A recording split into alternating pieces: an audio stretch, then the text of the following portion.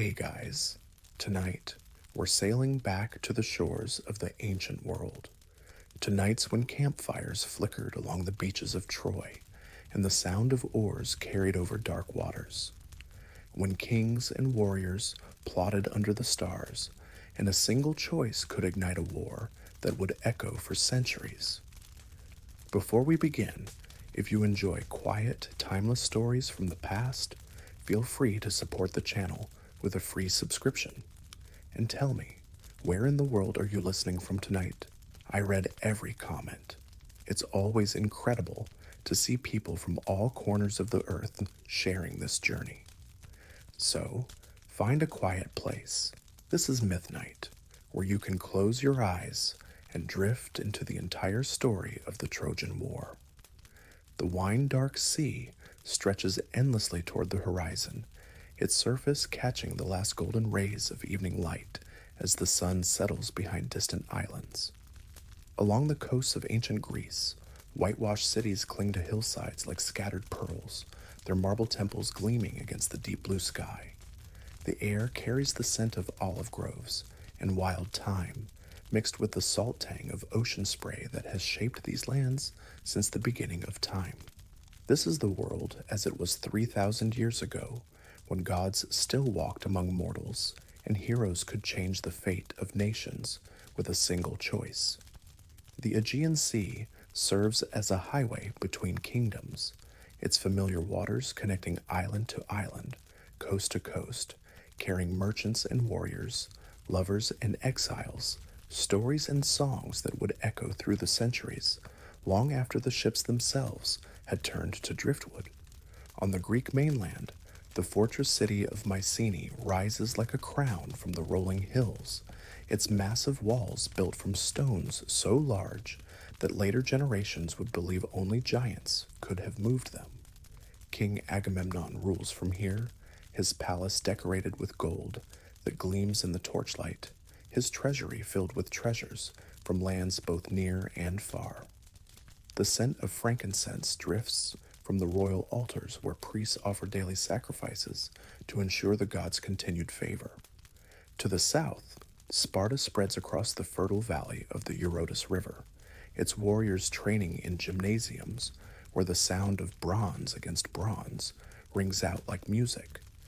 Here, red-haired Menelaus sits upon his throne beside the most beautiful woman in the world, Helen, whose face seems to capture sunlight itself and reflect it back to all who gaze upon her. The palace gardens bloom with roses and jasmine, their perfume carried on warm breezes that whisper of peaceful days and contented nights. Far across the dark waters, on the opposite shore of the Aegean, stands Troy, that mighty city whose walls were built by gods and whose towers seem to touch the very sky. The citadel rises from the coastal plain like a mountain crafted by divine hands, its limestone walls catching the morning light and holding it until evening comes to paint them gold and crimson. Smoke rises from countless hearths within the city, carrying the aroma of baking bread and roasting meat, the comfortable sense of a prosperous people at peace. King Priam rules Troy with wisdom earned through long years, his palace chambers filled with the soft murmur of courtiers and the gentle laughter of his children. The great gates of the city stand open during the day, welcoming merchants from distant lands who bring silk from the east, amber from the north, and silver from the mines of Anatolia. In the markets, voices blend in a dozen languages as trade flows like water, enriching all who participate in its ancient rhythms. The Trojan women move through the city streets with grace befitting their royal blood, their long robes rustling like whispers as they tend to their households and offer prayers at temple altars. Hector, noblest of Priam's sons, walks the ramparts each evening as the sun sets, his bronze armor gleaming as he surveys the peaceful countryside that spreads beyond the city walls. His wife Andromache often joins him there, their infant son sleeping peacefully in her arms while they watch the first stars appear in the darkening sky. Below the city, The river's commander winds its way toward the sea, its clear waters reflecting the light of evening torches as shepherds drive their flocks home for the night. The plain between Troy and the shore stretches wide and green, dotted with sacred groves where offerings hang from ancient oak trees, and the air seems thick with the presence of watching gods. In the harbors along both coasts, ships rock gently at anchor, their sails furled and their crews resting after long voyages across waters that can change from mirror calm to storm-tossed in the span of a heartbeat. The vessels are works of art in themselves, their prows carved in the shapes of sea creatures and heroes, their sides painted with images that tell stories of divine favor and mortal achievement. Fishermen mend their nets by lamplight, the rhythm of their work as old as the sea itself, while women gather at public fountains to fill their water jars and share the news of the day. Children play in dusty courtyards, their laughter carrying on the evening breeze like the sound of distant music. The scent of wood smoke from cooking fires mingles with the perfume of night-blooming flowers, creating an atmosphere of peace and plenty that seems as permanent as the stars themselves. Yet beneath this tranquil surface, currents of change are already stirring. In the hidden chambers where the fates spin their threads, the pattern of destiny is shifting toward a design that will reshape the world. The gods themselves grow restless on Mount Olympus, their ancient rivalries and jealousies building toward a confrontation that will use mortal lives as playing pieces in a game whose stakes encompass the very foundations of honor and justice. The wind that blows across the Aegean carries more than the salt scent of the sea. It carries whispers of events yet to come, of choices that will echo through generations, of a war that will transform heroes into legends and reduce the mightiest city in the world to ash and memory. But for now, in these last golden moments of peace, the waves lap gently against sandy shores, the olive trees rustle in the warm breeze, and the people of both Greece and Troy go about their lives unaware that everything they know and love hangs balanced on the edge of change. The stage is set for a drama that will encompass love and betrayal, courage and cowardice, divine intervention and human choice. All the players are in position, all the threads of fate are prepared, waiting only for the moment when a single decision will set in motion events that no power on earth or in heaven will be able to stop. The torches burn bright in the great hall where gods and mortals gather for the most magnificent wedding celebration the world has ever seen. Peleus, the mortal hero whose courage has won him fame throughout Greece, stands beside his divine bride Thetis, the sea nymph whose silver hair catches the light like captured moonbeams. Their union represents something unprecedented, the joining of mortal and immortal, earth and ocean, human ambition and divine grace. The wedding feast spreads across tables that seem to stretch without end, laden with ambrosia and nectar, with golden fruits that never spoil and wine that tastes like liquid starlight. Zeus himself presides over the celebration, his presence filling the hall with a warmth that makes every guest feel blessed simply to witness such joy. The air shimmers with divine radiance as gods mingle with mortal kings, their voices blending in conversations that span the distance between heaven and earth. Hera sits in her place of honor, her peacock-feathered robes rustling as she moves, her crown catching the torchlight and throwing rainbow reflections across the walls. Athena stands near the great hearth, her gray eyes bright with wisdom as she observes the gathering, her owl perched silently on her shoulder. Aphrodite moves through the crowd like poetry in motion, her beauty so perfect that even the other goddesses pause to admire her grace. The music of the celebration rises and falls like waves against the shore, harps and lyres weaving melodies that seem to capture the very essence of happiness. Dancers move in patterns that mirror the movements of stars across the night sky, their feet barely touching the marble floor as they spin and leap in tribute to the divine couple. The scent of roses and jasmine fills the air, mixed with the intoxicating aroma of divine wine and the sweet smoke of sacred incense burning on golden altars. But as the evening reaches its height, as toasts are raised and blessings are spoken, a shadow falls across the celebration. Eris, the goddess of discord, appears at the threshold of the hall, her dark robes billowing around her like storm clouds. She had not been invited to this gathering of love and harmony, for her very presence brings conflict wherever she goes. Her eyes burn with the fury of one who has been deliberately excluded, and in her hand she carries something that gleams like trapped sunlight. The golden apple rolls across the marble floor with a sound like distant thunder, coming to rest at the feet of the three most powerful goddesses.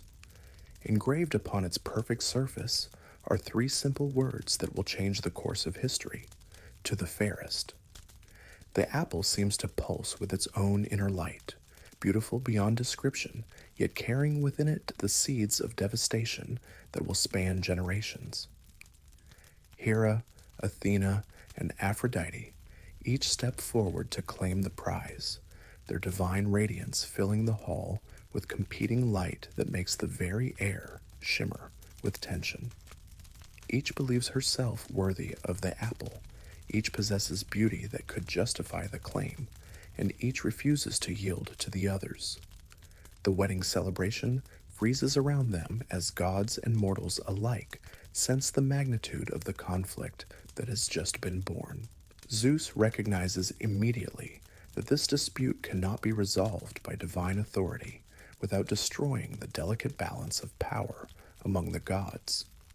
With the wisdom that has kept him on the throne of Olympus through countless challenges, he declares that the judgment must be made by a mortal, someone far removed from the politics of heaven. His choice thus falls upon Paris, a young prince of Troy who tends his father's flocks on the slopes of Mount Ida, unaware of his royal birth or the destiny that awaits him. The three goddesses appear to Paris like visions from a dream more beautiful than any mortal has ever experienced. The shepherd prince falls to his knees as their divine radiance washes over him, understanding instinctively that he stands in the presence of powers beyond his comprehension. Each goddess presents herself for his judgment. Each radiates a beauty that seems perfect and complete.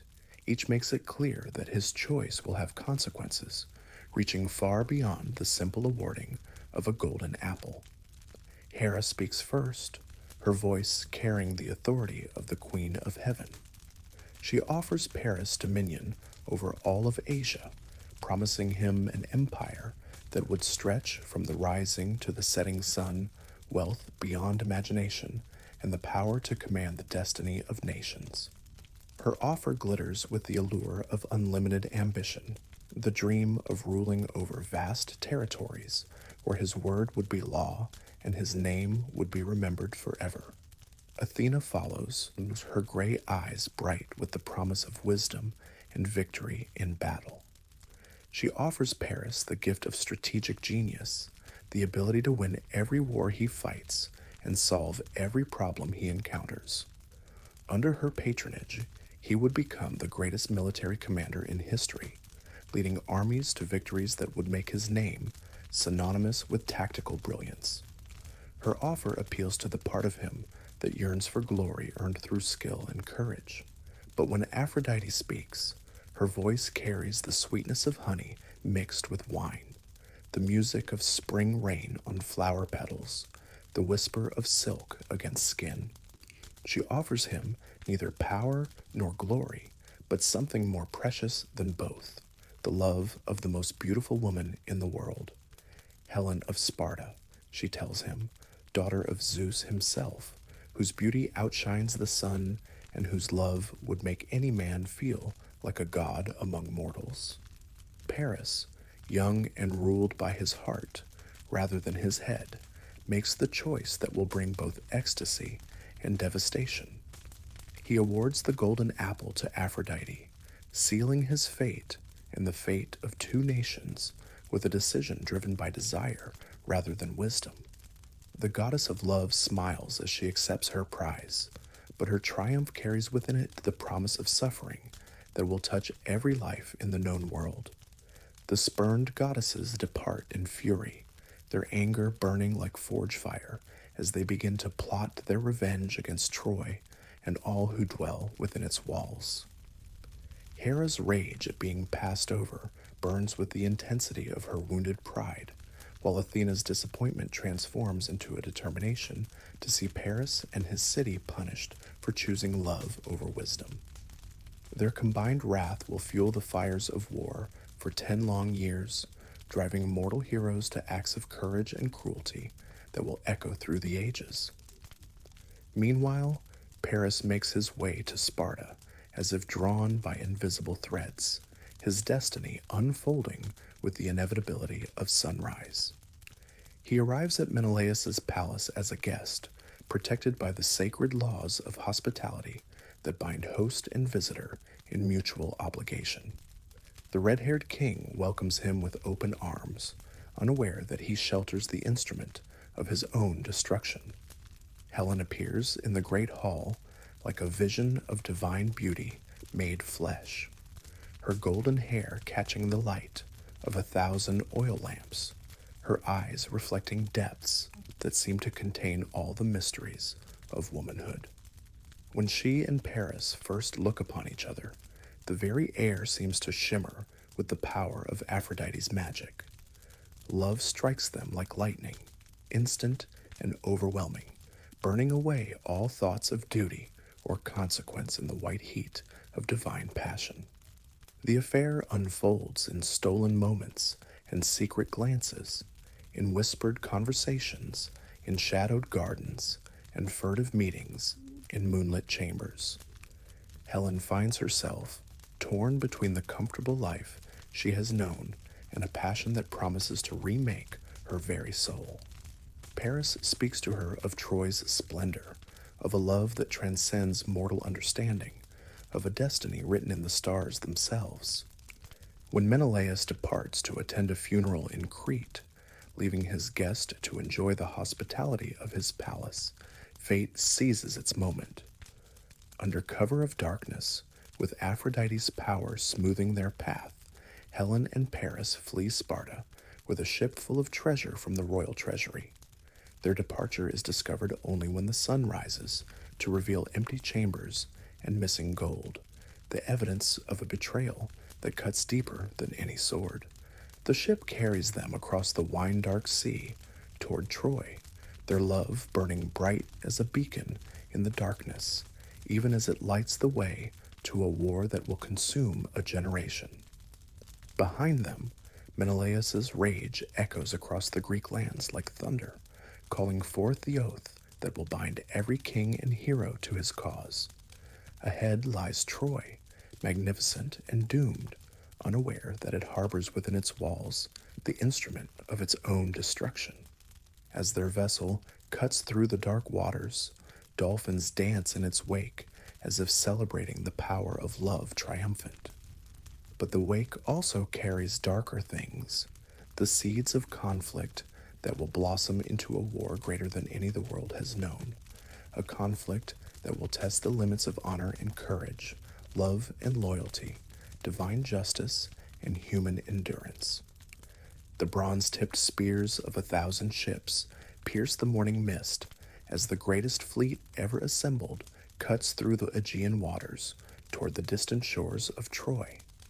From every harbor in Greece, the vessels have come, sleek warships from Athens, with owl eyes painted on their prows, sturdy craft from Sparta bearing the symbol of the twin stars, merchantmen converted to carry warriors, and their gear across the wine-dark sea that separates vengeance from its target.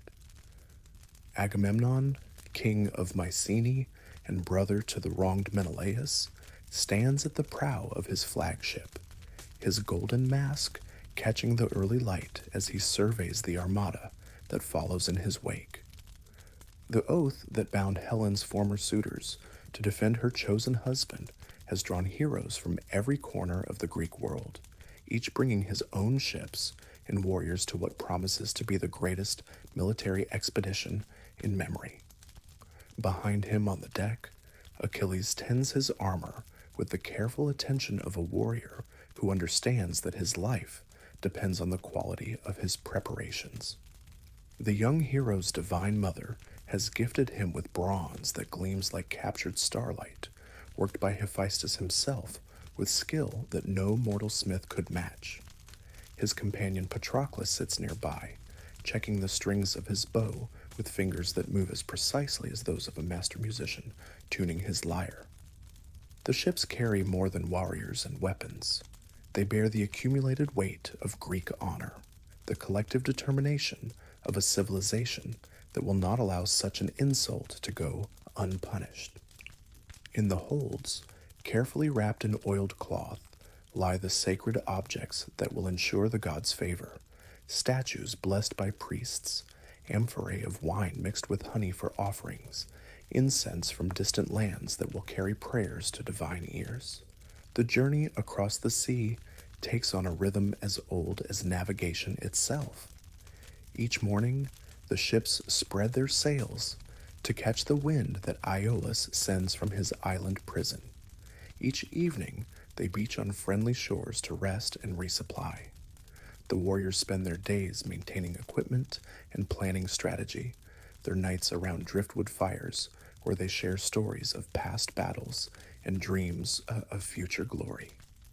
When the fleet finally approaches the Trojan coast, the sight that greets them takes their breath away.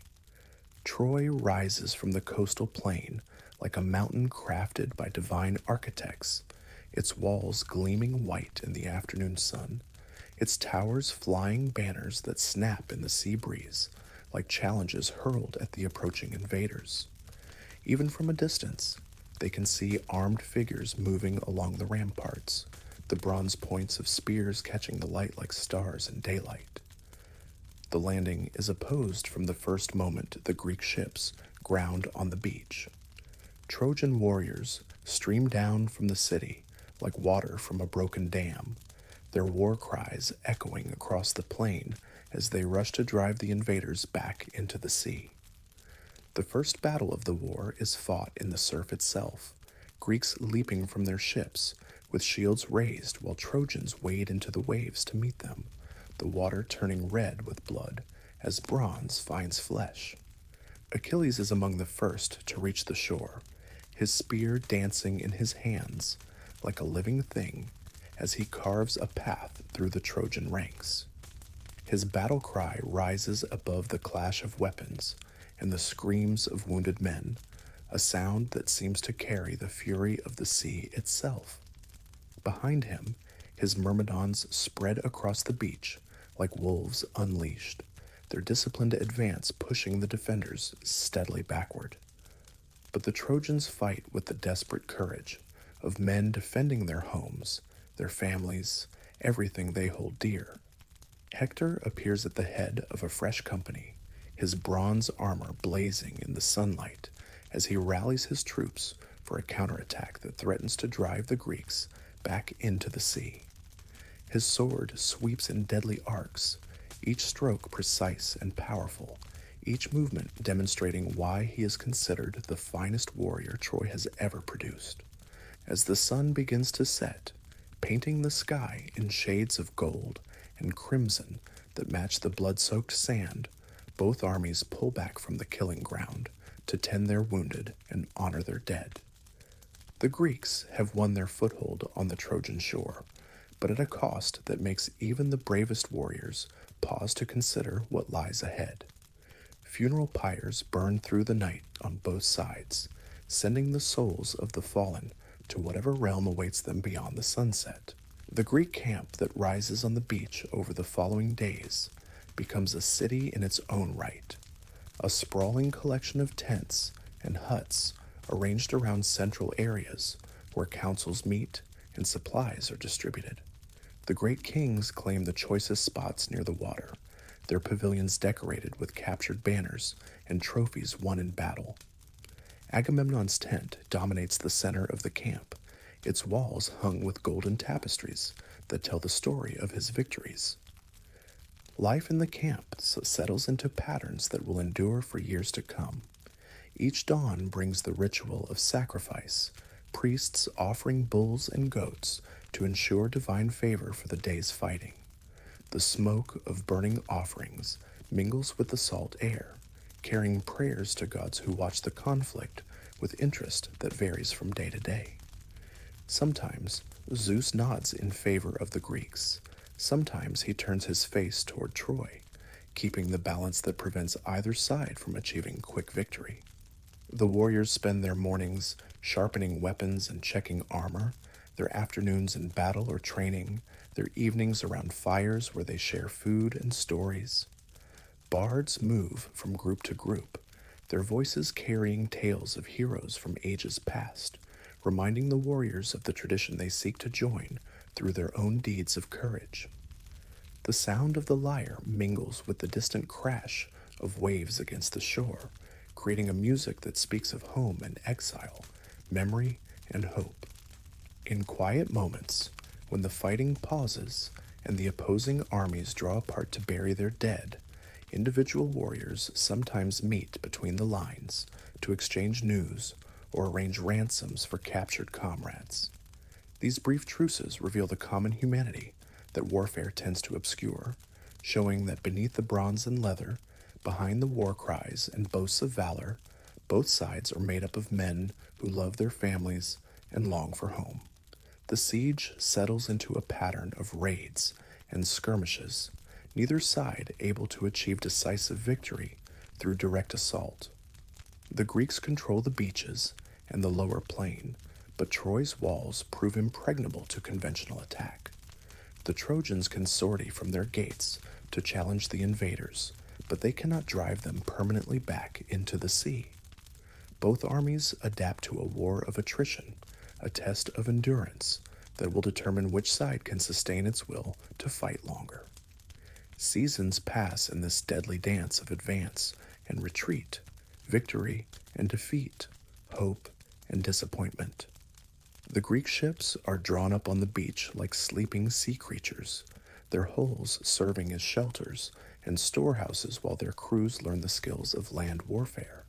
Supply ships arrive regularly from the Greek islands, bringing fresh warriors to replace the fallen, new weapons to replace those broken in battle, and news from home that grows more precious with each passing month.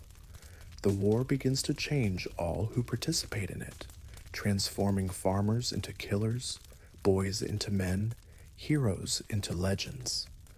The bronze gates of Troy open each morning to release defenders who know that each battle might be their last, while the Greek camp stirs to life with warriors who have grown old in the service of another man's grievance. Both sides develop the grim camaraderie of those who have looked death in the face and found the courage to continue fighting. In the pre-dawn darkness, before the first light touches the waters of the Aegean, two figures move quietly through the Greek camp toward the shore where the waves whisper secrets to the sand. Achilles and Patroclus have risen early, as has become their custom, to practice with their weapons while the rest of the army still sleeps. Their friendship has deepened through months of shared danger, growing into a bond that seems stronger than brotherhood, more precious than gold. Achilles moves with the fluid grace of a born warrior, his spear spinning in his hands as he practices the movements that have made him the most feared fighter in the Greek army. His divine heritage shows in every gesture, in the inhuman speed of his reflexes and the perfect balance that never fails him even on uneven ground. The morning mist swirls around him as he trains, making him appear like a figure from legend stepping out of the realm of myth into the harsh reality of war. Patroclus matches his friend's dedication, though not his supernatural skill, his own spear work precise and powerful, even if it lacks the divine touch that marks Achilles as something more than mortal. He has learned to read his companion's moods, like a priest reading omens, understanding when to speak and when to remain silent, when to offer advice, and when simply to provide the comfort of presence. Their conversations flow like music, each understanding the other's thoughts before they are spoken. The camp begins to stir as the sun rises higher, cook fires sending thin streams of smoke into the brightening sky. The smell of barley porridge and roasted meat mingles with the salt air, while the sounds of men preparing for another day of war, the scrape of whetstones on bronze, the creak of leather armor being adjusted, the quiet prayers offered to household gods, create a symphony of military life that has become as familiar as breathing. Across the plain, beyond the reach of Greek spears, Troy prepares for the day with its own rituals and routines. In the royal palace, Hector rises from his bed beside his wife Andromache, moving carefully to avoid waking their infant son, who sleeps between them like a bridge of innocence in a world grown mad with war. The prince's armor waits nearby, polished to a shine that will catch the morning light and signal his presence to both friend and foe across the battlefield. Hector kisses his wife's forehead gently before donning his bronze corselet, the metal warm from sitting near the brazier that keeps the night chill at bay. Andromache wakes as he adjusts the straps, her eyes immediately filling with the fear that haunts every warrior's family. She reaches out to touch his hand, a gesture that says everything words cannot express about love in the shadow of death, about the courage required not just to fight, but to wait and worry. The prince makes his way through the city streets as Troy awakens around him, past vendors setting up their stalls in the marketplace, past children playing games that mirror the deadly serious conflicts being fought beyond the walls. The citizens greet him with nods and smiles that carry genuine affection, for Hector has always been not just their defender, but their friend, a man who remembers that duty and honor mean nothing if they do not serve to protect what is precious and good. On the walls of Troy, other figures move through the morning shadows, preparing for battles that may never come or may arrive without warning. Penthesilea, queen of the Amazons, has come to aid Troy with her warrior women, their crescent shields and double-headed axes, marking them as fighters from a different tradition, but with courage equal to any man's. She stands atop the highest tower, her keen eyes scanning the Greek camp for signs of the day's intentions, her hand resting easily on the grip of her sword. The Amazon queen cuts a striking figure against the morning sky, her bronze armor molded to accommodate a woman's form, but offering protection equal to any man's gear. Her warriors move along the ramparts with the easy confidence of those who have proven their worth in battle, their presence adding a new dimension to Troy's defense. The Trojan soldiers have learned to respect these foreign allies, recognizing in them the same dedication to honor and duty that drives their own resistance. From the south comes Memnon, son of the dawn goddess Eos, leading an army of Ethiopians whose dark skin gleams like polished bronze in the sunlight. His arrival brings new hope to the beleaguered city, for his reputation as a warrior rivals even that of Achilles himself. The Ethiopian prince moves with regal bearing befitting his divine parentage, his armor inlaid with gold that catches the light like captured sunrise, his voice carrying the musical accent of distant lands. Memnon's warriors set up their camp near the Scaean gates, their exotic weapons and unfamiliar battle cries adding to the international character of Troy's defense. They bring with them stories of distant kingdoms and different ways of war, their presence a reminder that this conflict has drawn attention from across the known world. Their loyalty to Priam comes not from political alliance, but from respect for the old king's reputation for justice and wisdom. These heroes, gathered from the ends of the earth, share more than just their dedication to Troy's cause. Each carries the weight of destiny on their shoulders, the awareness that their choices in the coming battles will echo through history long after their bodies have returned to dust. They understand that they fight not just for victory, but for the right to be remembered, for the chance to join the ranks of those whose names become synonymous with courage and honor. In the Greek camp, similar awareness drives men to acts of heroism that transcend the immediate needs of strategy and tactics. Ajax the Great practices with his massive shield, its 7 layers of ox hide and bronze, capable of stopping any weapon yet devised, while Ajax the Lesser perfects his spear throws with the precision of a master craftsman honing his art. Both men know that their reputations will be measured not just by their survival, but by the manner of their fighting. Diomedes sharpens his sword with the methodical care of a man who understands that attention to detail often means the difference between life and death. The young king has already proven his courage in numerous battles, earning the respect of veterans twice his age through his combination of tactical intelligence and personal bravery. His quiet confidence serves as an anchor for the younger warriors who look to him, for example, in inspiration. The relationships between these heroes extend beyond simple military cooperation into bonds of friendship and rivalry that give meaning to their shared danger. They compete with each other in feats of strength and skill, but their competition comes from mutual respect rather than petty jealousy. Each understands that excellence in one warrior elevates the reputation of all, that their individual glory contributes to a collective legend that will outlive them all. As the morning progresses toward the heat of midday, when battles are typically joined, both armies prepare with rituals that have become sacred through repetition. Priests offer sacrifices and read omens in the flight of birds and the color of flames on altar fires. Warriors check their equipment one final time, adjust armor straps, and speak quiet words of encouragement to comrades who may not survive the day. The air grows thick with anticipation as the moment of decision approaches, that instant when words give way to action and the careful plans of generals dissolve into the chaos of individual combat.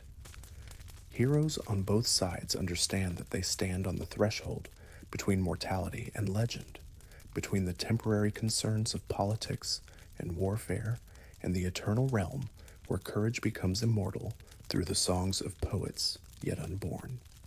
The morning sun climbs higher over the Trojan plain, its golden light illuminating a scene that will forever change the course of the war and the destiny of nations. In the Greek camp, Patroclus moves quietly through his preparations, donning armor that was never meant for his body, but will serve to transform him into something both more and less than he has ever been. The bronze corselet, crafted by divine hands for Achilles, settles heavily on his shoulders like the weight of fate itself. Achilles watches his dearest friend with eyes that reflect both love and desperate worry, understanding too well the danger of the plan they have devised together. His own withdrawal from battle, born of wounded pride and anger at Agamemnon's insults, has allowed the Trojans to drive the Greeks back almost to their ships. The sight of Trojan torches threatening to set the fleet ablaze has finally overcome his stubborn refusal to fight, but only partially, only through this compromise that may cost him everything he values most. The armor transforms Patroclus into a figure of divine magnificence, the bronze gleaming like captured starlight as he adjusts the straps and tests the weight of shield and spear.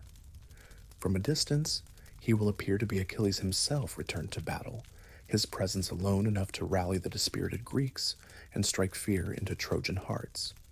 But both friends know that armor alone cannot grant the supernatural speed and skill that mark the true Achilles as more than mortal. "Remember," Achilles speaks quietly, his voice carrying both command and pleading. "Drive them from the ships and return immediately. Do not pursue them to the walls, Do not let victory intoxicate you into believing you are truly me. Your courage is already proven, your honor already established. There is no need to seek greater glory than saving our fleet from destruction. Patroclus nods solemnly, understanding the wisdom of these words, even as his heart beats with the excitement of impending battle. He has spent months watching the war from the sidelines, tending to wounded warriors and managing supplies while his friend's anger kept the Myrmidons out of the fighting. Now, finally, he will have the chance to prove himself worthy of the friendship that has sustained him through all the dark days of siege and stalemate. The Myrmidons gather around their disguised leader with expressions of fierce joy, their ant standards snapping in the morning breeze as they prepare to return to the element where they excel above all other warriors. These men have followed Achilles from the distant mountains of Thessaly, bound to him by oaths that run deeper than blood, by loyalty that has been tested in battles across the known world. They see in Patroclus a reflection of their leader's will and follow him with the same unquestioning devotion. The charge begins with a roar that echoes across the plain like thunder, the Myrmidons streaming from their camp with spears leveled and shields locked in the formation that has made them legendary. At their head, Patroclus runs with divine armor blazing in the sunlight, his appearance so perfect an imitation of Achilles that even the gods on Mount Olympus pause in their eternal debates to watch what unfolds. The effect on both armies is immediate and dramatic. The Greeks, who moments before had been falling back in disorder toward their ships, suddenly find their courage renewed by the sight of their greatest champion apparently returned to battle. They rally around the Myrmidons' advance, their war cries joining to create a sound that seems to shake the very foundations of Troy's distant walls. The Trojans, who had been pressing their advantage with the confidence of warriors who smell victory, falter as they see the unmistakable armor of Achilles bearing down upon them. Many turn and flee without striking a blow, their courage deserting them at the sight of the hero whose spear has already sent so many of their comrades to the shadowy realm of Hades. Even brave men who have proven themselves in countless battles find their hands trembling as they raise their weapons to meet this legendary threat. Patroclus fights with a skill and fury that surprises even himself, the divine armor seeming to lend him strength and speed beyond his normal capabilities. His spear finds its mark again and again, piercing bronze and flesh with equal ease, while his shield turns aside blows that would have shattered lesser protection. For a time, he truly seems to be Achilles reborn, a figure of divine wrath sweeping across the battlefield like a force of nature. The Trojans fall back in growing disorder, their careful battle lines dissolving as panic spreads through their ranks. The ships that had been so close to burning are forgotten as the defenders focus solely on escaping the terrible vengeance of Achilles' spear. The retreat becomes a rout, hundreds of warriors streaming back toward the safety of Troy's walls, with the Myrmidons howling at their heels like wolves pursuing a scattered flock. But victory proves more intoxicating than wine, and Patroclus finds himself swept along by the tide of success that carries him far beyond the original objective of saving the Greek fleet. The sight of fleeing enemies triggers something primal in his warrior's heart, the hunter's instinct that demands pursuit until the prey is brought to bay. He forgets Achilles' careful warnings, forgets his own limitations, forgets everything except the glorious possibility of driving the Trojans back to their gates. Apollo watches from his golden throne with growing alarm as the mortal wearing divine armor presses ever closer to the walls of his beloved Troy. The god has favored the Trojans throughout the war, his arrows bringing plague to the Greek camp, his protection sheltering Trojan heroes from otherwise certain death. He cannot allow this false Achilles to succeed where the true one has been held back by anger and pride. The god descends to the battlefield like a storm cloud suddenly materialized from a clear sky, his presence invisible to mortal eyes, but felt in every bronze point and leather strap. He appears behind Patroclus at the moment of the young warrior's greatest triumph, his divine hand striking between the shoulder blades with force enough to shatter mountains. The bronze armor, for all its divine craftsmanship, provides no protection against the direct intervention of an Olympian god. Patroclus staggers forward, his vision blurring as Apollo's blow sends shockwaves through his mortal frame. The god's power strips away not just his strength, but his confidence, his sense of invincibility cracking like bronze under impossible stress. For the first time since donning Achilles' armor, he remembers that he is not truly the hero he appears to be, that divine protection has limits that even the finest equipment cannot transcend. Hector appears as if summoned by fate itself, his bronze spear gleaming, as he steps forward to claim the glory that the gods have placed within his reach.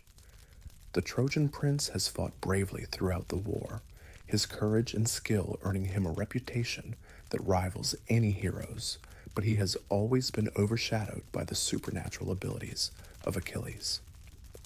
Now, faced with what appears to be his greatest enemy, rendered vulnerable by divine intervention, he does not hesitate to seize the moment. The spear thrust is perfect, guided by years of training and the desperate courage of a man defending his homeland. Bronze pierces flesh just below the edge of the corselet, finding the one gap in armor that had seemed impregnable. Patroclus feels the cold metal enter his body like ice, feels his strength flowing out with his blood as he sinks to his knees on the dusty plain. As consciousness fades, Patroclus sees Hector standing over him, the Trojan prince's face reflecting not triumph, but something approaching sorrow. There is no joy in killing a brave enemy, no satisfaction in victory achieved through divine assistance rather than pure skill. Both warriors understand in that moment that they are not truly enemies, but victims of forces larger than themselves, caught up in a conflict that serves the purposes of gods and kings rather than the simple desires of human hearts. The news of Patroclus' death reaches Achilles like a physical blow, the messenger's words striking with more force than any weapon ever forged. The hero's grief erupts with volcanic intensity, his cries of anguish echoing across the Greek camp with such power that even the sea seems to pause in its eternal rhythm. His mother Thetis rises from the depths to comfort her son, her own sorrow mixing with his as she promises vengeance that will reshape the war itself. The funeral pyre burns through the night, its flames reaching toward the stars as if trying to carry Patroclus' soul directly to whatever realm awaits the heroic dead.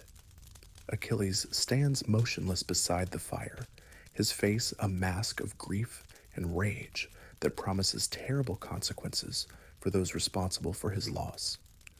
The gentle friend who had counseled moderation and mercy burns away with the body on the pyre, leaving behind something harder and more dangerous than the world has ever seen. When dawn breaks over the Trojan plain, it illuminates an Achilles transformed by loss into an instrument of divine vengeance. His new armor, forged by Hephaestus himself and carried by his sea goddess mother, blazes with light that seems to come from the sun itself. The bronze has been worked with scenes of cosmic significance, depicting the creation and destruction of cities, the rise and fall of heroes, the eternal cycle of war and peace that governs mortal existence. The 10th year of war has settled over Troy, like dust from countless battles, covering everything in a gray film of exhaustion and despair. Within the city walls, the people move through their daily routines with the mechanical precision of those who have learned to live with constant danger, their faces marked by years of siege that have transformed abundance into careful rationing, celebration into quiet endurance. King Priam sits in his throne room as the evening shadows lengthen, his aged frame bent by the weight of losses that no father should have to bear. Hector's death has torn a hole in the city's defenses that goes beyond military strategy, removing not just their finest warrior, but the heart that had given courage to every defender. The old king's eyes hold the hollow look of a man who has seen too much, sacrificed too much, endured more than mortal flesh should be asked to bear. In the Greek camp, a different kind of exhaustion pervades the sprawling collection of tents and huts that has become a permanent city on the Trojan shore. 10 years of war have claimed the lives of too many heroes, worn down the patience of kings who had expected quick victory, and strained resources of kingdoms that must maintain armies far from home. The ships that once carried eager warriors now bring replacement troops who lack the fire of the original expedition.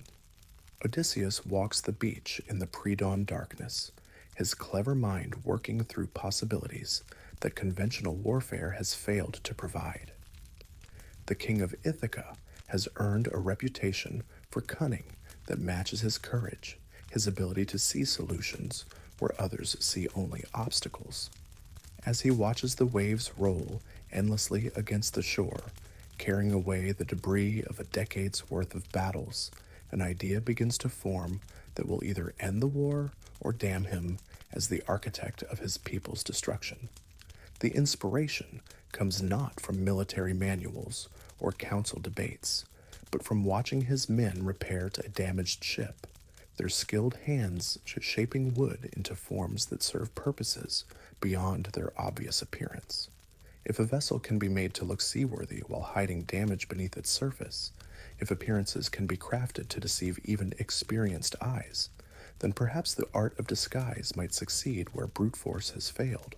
The plan that emerges from Odysseus's midnight contemplations is audacious beyond anything attempted in the annals of warfare, requiring not just courage, but a willingness to appear defeated, to abandon everything the Greeks have fought for in apparent acknowledgement of failure. A great wooden horse, crafted with loving attention to detail, will serve as both offering and trap, appealing to Trojan piety while concealing the instruments of their destruction. The construction begins in secret, master carpenters working under cover of darkness to shape timbers into the form of a creature sacred to Poseidon, god of horses and earthquakes.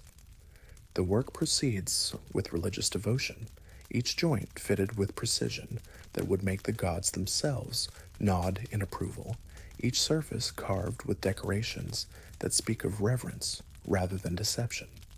The horse that takes shape beneath their hands appears to be exactly what it claims to be, a magnificent offering from a defeated enemy seeking divine favor for their journey home.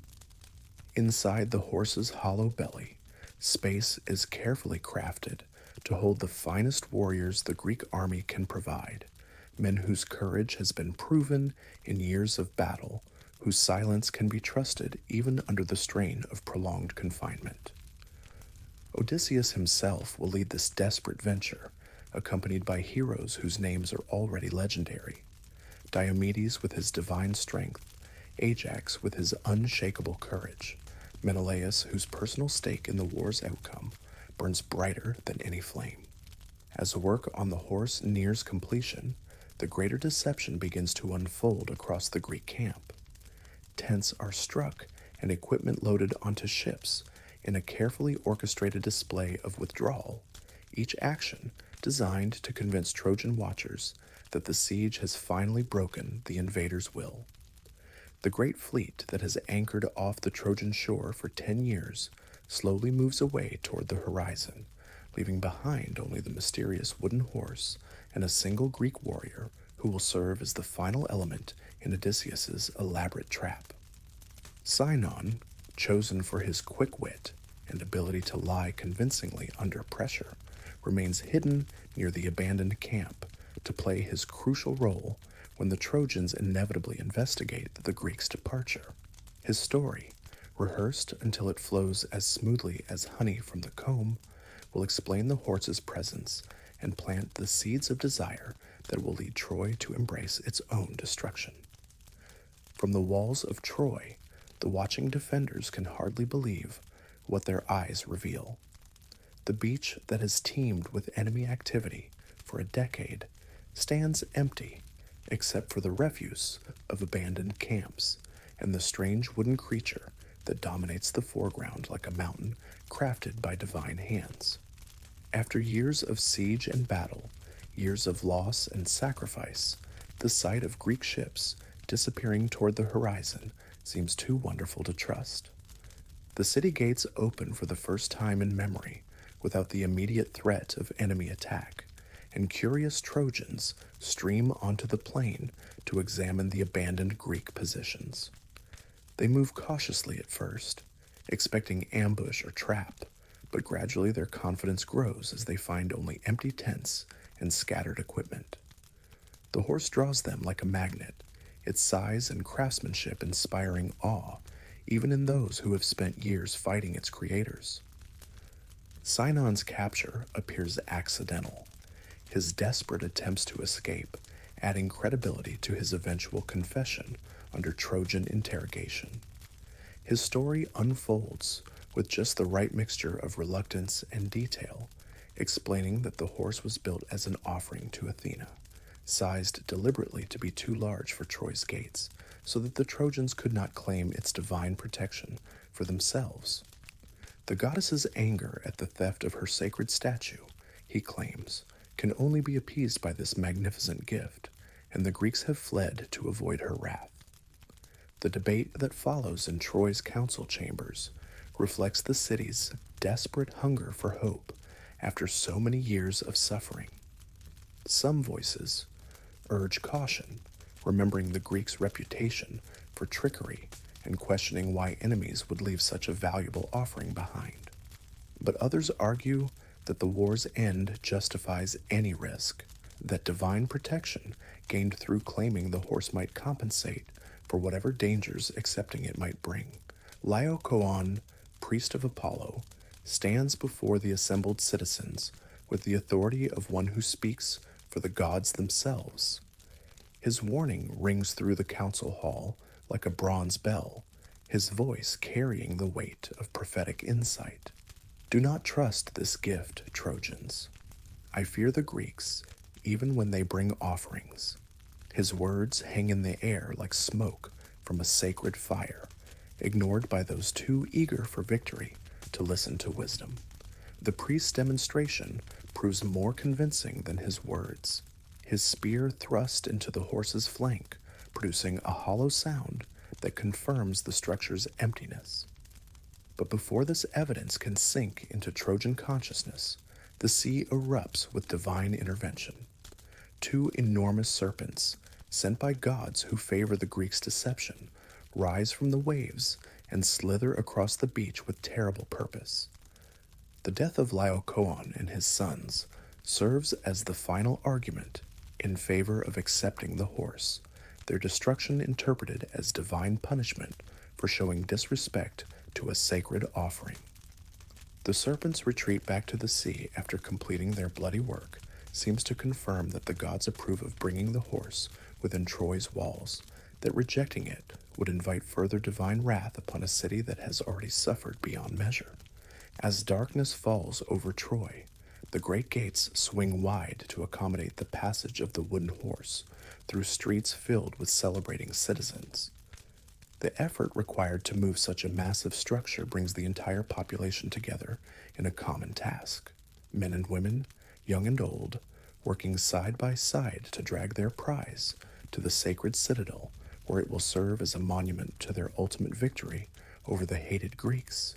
The celebration that follows has the desperate intensity of people who have been holding their breath for 10 years and can finally exhale. Wine flows like water through streets lit by torches that burn brighter than they have since the war began. Voices raised in song echo off walls that have heard only the sounds of preparation for battle, while dancers move to rhythms that speak of joy rather than the grim determination that has sustained the city through its darkest hours. But within the horse's wooden belly, the hidden warriors endure hours of cramped confinement, made worse by the sounds of Trojan celebration filtering through the walls of their prison. Each laugh from the streets above feels like a blade turned in their consciences, each song of victory a reminder of the deception they are perpetrating against a brave people who deserve better than the fate being prepared for them. Odysseus whispers final instructions to his companions as they wait for the city to fall into the deep sleep that follows great celebration. Their mission requires not just courage, but perfect timing, coordinated action that will open Troy's gates before the defenders can organize effective resistance. The success of their plan depends on speed and surprise, on the ability to move from concealment to action while the enemy is still struggling to understand what is happening. As the last torch gutters out in Troy's streets and the sounds of celebration fade into the silence of deep night, the greatest deception in the history of warfare prepares to reveal its true nature. The horse stands in the sacred precinct like a monument to trust betrayed, its wooden flanks concealing the instruments of a city's destruction. Soon, very soon, the hollow belly will disgorge its human cargo, and Troy's long siege will enter its final, terrible phase. The deepest hour of night settles over Troy like a shroud, the darkness so complete that even the familiar streets seem foreign and threatening. The celebration has finally ended, the last revelers stumbling home to beds where they will sleep the heavy sleep of wine and relief, their dreams filled with visions of peace, restored, and prosperity renewed. The wooden horse stands in the sacred precinct like a benevolent guardian, its carved features barely visible in the starlight that filters through the clouds. Within the horse's belly, Odysseus counts the measured breaths of his companions, each warrior maintaining the discipline that has kept them silent through hours of cramped confinement. The king of Ithaca feels the weight of responsibility settling on his shoulders like armor heavier than bronze, understanding that the next few minutes will determine whether his stratagem becomes the salvation of the Greek expedition or the doom of every man who trusted in his cleverness. The signal comes not from any human source, but from the movement of stars across the night sky, the celestial clock that marks the moment when sleep lies heaviest on mortal eyes. Odysseus moves first, his hands finding the hidden catch that will open their wooden prison and release them into the sleeping city. The panel slides away with a whisper softer than wind through leaves, revealing the darkness of Troy spread below them like a map drawn in shadows. One by one, the Greek warriors lower themselves from the horse's belly on ropes that have been carefully muffled to prevent any sound that might alert the drowsing sentries. Their feet touch Trojan soil with the silence of falling snow, each man a master of his craft, trained through years of warfare to move like ghosts when stealth serves better than strength. They spread through the sacred precinct with the precision of a dance rehearsed to perfection, each warrior knowing his role in the deadly choreography about to unfold. The guards at Troy's great gates have grown careless through years of routine, their vigilance eroded by the assumption that the Greek threat has finally passed.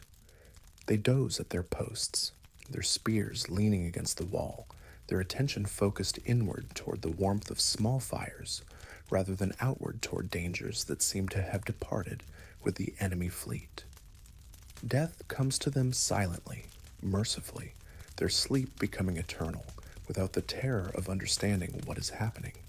The bronze bars that have secured Troy's gates for 10 years slide back with sounds like whispers, the great portals swinging wide to admit shadows that pour through the opening like floodwater through a broken dam. The Greek fleet has waited just beyond the horizon, watching for the signal fires that now blaze atop Troy's towers, beacon flames that were meant to celebrate victory, but instead announce the city's doom. The ships beach in darkness, their bronze-tipped rams sliding up onto sand, still marked by the debris of a decade's warfare. Warriors stream ashore with weapons ready and hearts filled with the grim purpose that has sustained them through years of siege and battle. There is no shouting now, no war cries to announce their presence, only the deadly silence of professionals at work, men who understand that their success depends on completing their mission before the city can organize effective resistance. House by house, street by street, the Greeks spread through Troy like water through a cracked vessel, their advance marked not by the clash of arms, but by the soft sounds of entry and the occasional muffled cry quickly silenced. They have been instructed to take prisoners where possible, to preserve the wealth that will justify their long campaign, but the darkness and confusion make discrimination difficult. Fear drives some defenders to fight with desperate courage, while others yield hoping for mercy that may or may not come. King Priam wakes in his palace chambers to the sound of bronze on bronze, echoing through corridors that should have been safe from any weapon. The old king's warrior instincts, dulled by age but never entirely forgotten, bring him instantly alert as he grasps for the sword that has hung unused by his bed for many years. His queen Hecuba stirs beside him, her eyes wide with the terror of understanding that their city's darkest hour has finally arrived. The royal family's attempt to reach the sacred altar of Zeus in the palace courtyard becomes a desperate flight through passages filled with smoke and screaming, past chambers where loyal servants die defending their masters, over floors slippery with blood that gleams black in the torchlight. Priam's sons and daughters cluster around him like children seeking protection that he no longer has the power to provide, their faces reflecting the death of hope that has sustained them through years of siege.